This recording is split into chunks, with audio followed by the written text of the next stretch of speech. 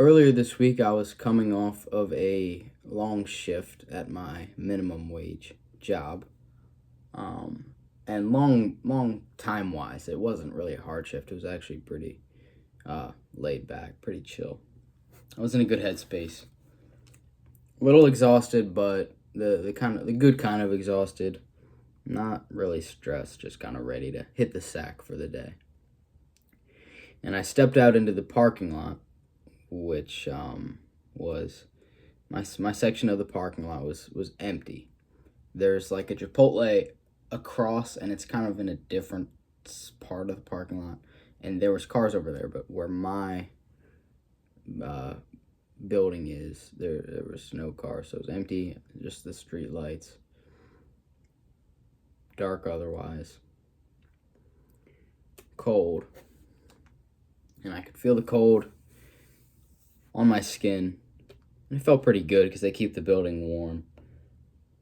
And, breathing in that cold air, looking at my truck, which is the only car in the parking lot, and walking slowly towards it, and I'm kind of just taking this all in and having this strange sensation that none of it was real. Kind of, that's the only way I could really put it. Or maybe not that it was not real, but that it was only one small piece of reality. This has been happening to me a decent bit recently, and it's not a scary thing at all. It's kind of relaxing, honestly, because it feels, it lowers the stakes. It really does. We go through this world a bit selfishly, the way we're so concerned with our outcome and so concerned with the fact that we're going to die and worried about the fact that that's kind of it. Regardless of whether or not you believe in an afterlife, you're still selfish, or not selfish, but greedy with your own life in this world, because it's all you know, and it's terrifying. We don't know what's going to happen after. But these feelings I have, these sensations, they really insist that there is something else. These little feelings I get sometimes really ensure me that there is more than this experience.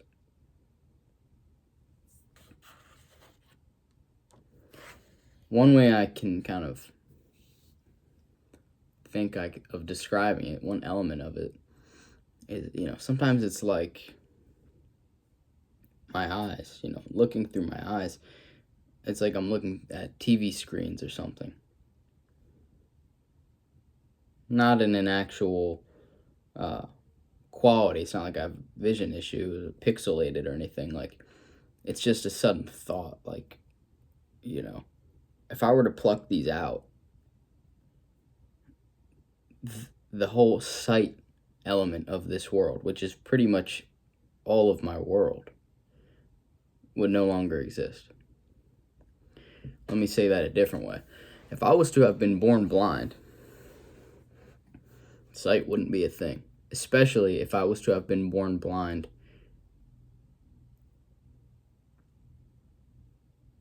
and alone. If I was born blind and I was the only man in the world, sight would not exist to me. It wouldn't. I wouldn't cross my mind. It wouldn't be part of my reality. But that wouldn't make it not real. And so when I think about when I'm in an empty parking lot at night and I'm seeing all these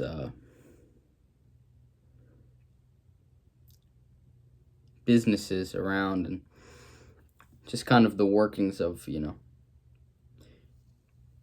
of humanity. It's the things that we naturally construct, this whole world. It starts to seem a little silly, because because I start to think about what is it I'm missing. Clearly something, because I have eyes and ears and a nose, and I can touch, and I can taste, but what am I? There's got to be more elements to this. And I'm not even honestly speaking solely about the dimensions of this world that I'm missing out on. Although they're surely there for the reasons I just stated, I'm more thinking about entire other worlds that we can't even know about.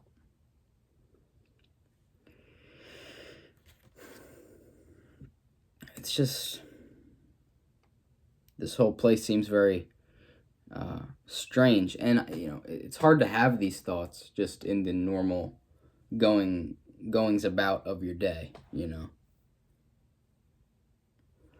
not going to have these thoughts while you're sitting in math class or taking an order at work, or I don't know, making a PowerPoint. These are thoughts you have when you've been alone for a little while, probably in the evening, when there are no more duties to be done. That's when your mind can really talk, and your spirit can really talk. That's when you have these thoughts. And when you have nothing immediately pressing you, you start to question what's going on here. And for me, a lot of times, everything seems to just seem a little silly, a little futile, a little bizarre.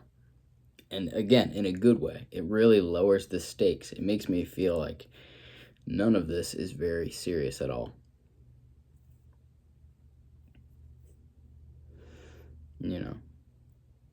Like I was saying, we're so worried about dying.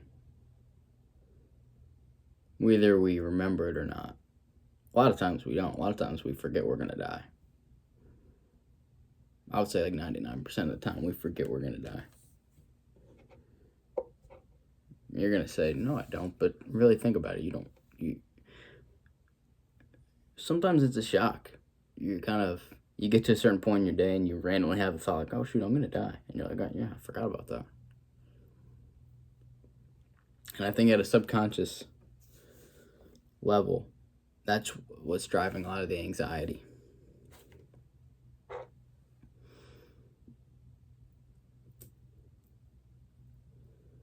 But it's just a fact, There was a time without you before. That's a weird thing, right? You learn about history.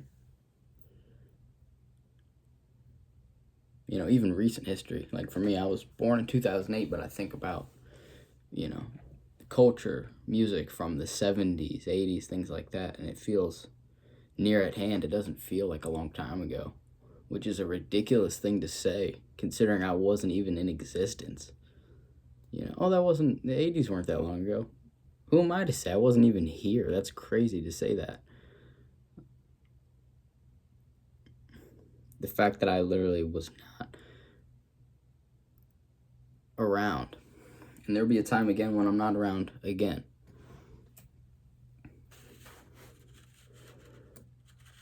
But I'm going somewhere. A lot of times,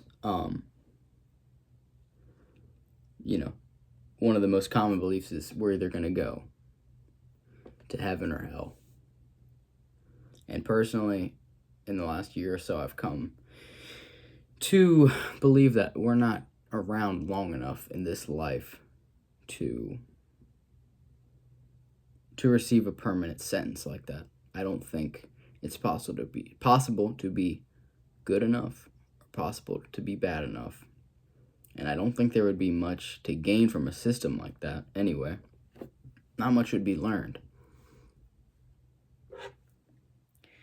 And everything's a cycle anyway. In this world that I was born into, the only world I've ever known that I remember, everything is a cycle of dying and growing and coming back, and nothing in this world is permanent. So why would the one thing be permanent? It doesn't make sense to me that we would receive a permanent sentence after this. Of course, I'm an idiot human, so I don't know. That's the train of thought I've come to believe in and feel pretty like that's one thing that makes sense to me, is that at the end of this life, whatever we're going to face is not going to be the permanent next thing. It's not a permanent destination. And so one of the other common beliefs is reincarnation. A lot of people think we're going to come back again and live again. And depending on how well you lived this life, maybe you will then come back as a smarter guy if you did well in this life. Maybe you'll come back as a more enlightened, more peaceful guy next time. And if you're a bad person, you're going to come back as a less fortunate guy. Maybe you're even going to come back as like a horsefly or a maggot or something. But what, it's not considered so much that what's not considered is the idea that maybe you're going to come back in a whole nother world altogether.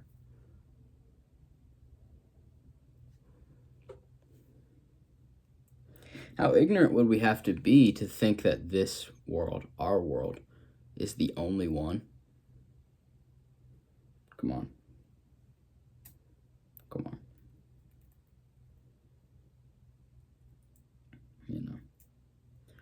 I was just thinking, like, statistics-wise. Again, going back to history, This world has just been around for so long. The amount of days that have ever existed. I mean, the amount of days that have ever happened. Compared to the amount of days that I've been around. I'm a little tiny amount of those. Tiny fraction. And so, I think about, like, the fact that we think crazy things, crazy events can't happen, magical things can't happen because they never have in our life. And I was just thinking about, if you're to use the logic, like, well, not once in my whole life have I ever shot webs out of my wrists like Spider-Man. And then you think about the fact that, well, I haven't even had enough days in my life for that to really be significant.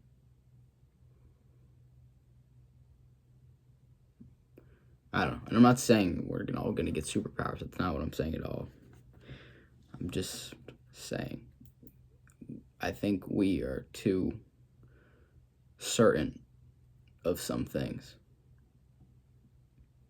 because they haven't happened ever.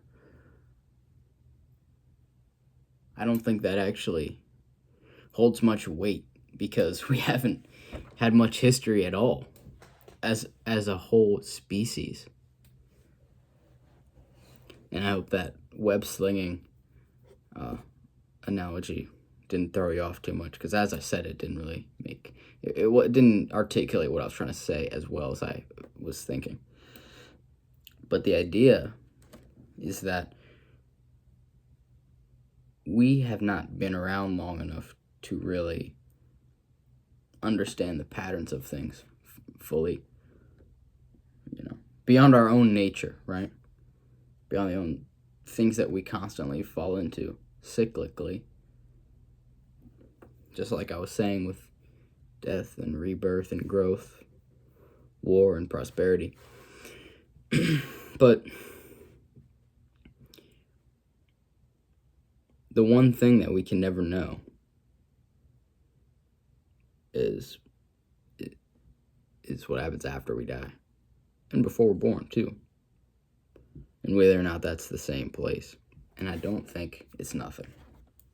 I really don't. It wouldn't make sense, right?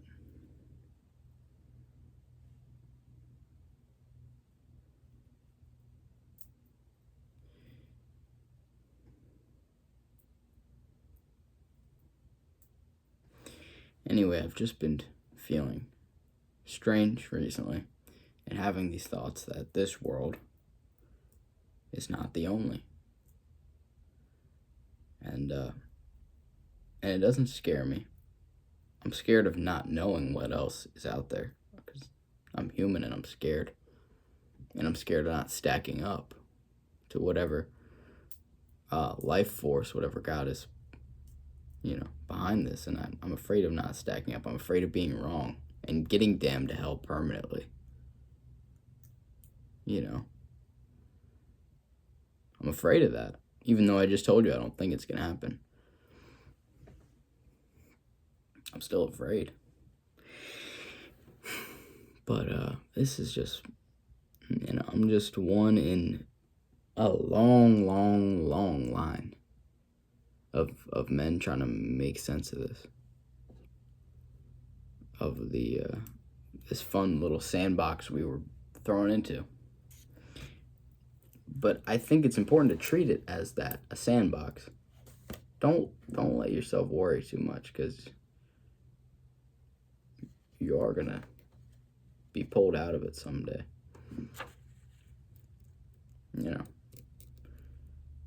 Do what feels right. Not what feels good, what feels right. Try to make sense of what's around you the best you can. And don't let what you can't make sense of hurt you too much. Scare you too much, I should say.